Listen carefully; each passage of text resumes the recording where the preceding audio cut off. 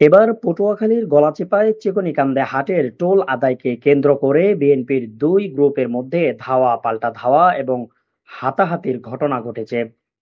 এ সময় ককটেল বিস্ফোরণের অভিযোগ পাওয়া যায়। গতকাল বিকেল থেকে সন্ধ্যা পর্যন্ত থেমে থেমে দুই দফা চিকনিকান্দে বাজারে এ ঘটনা ঘটে। এতে এলাকায় ব্যাপক উত্তেজনা ছড়িয়ে পড়েছে। স্থানীয় সূত্রে জানা যায়, বিএনপির কেন্দ্রীয় নির্বাহী কমিটির সদস্য হাসান মামুন ও জেলা যুবদলের ভারপ্রাপ্ত সাধারণ সম্পাদক শিপলু খানের সমর্থকদের মধ্যে হাটের টোল আদায়কে কেন্দ্র করে প্রথমে ধাওয়া পাল্টা ধাওয়ার ঘটনা ঘটে।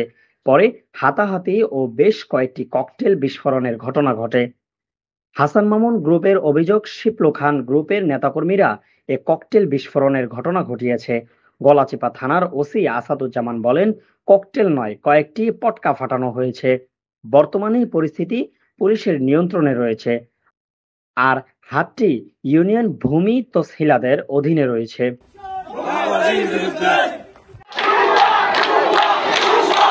Infinity TV news desk report.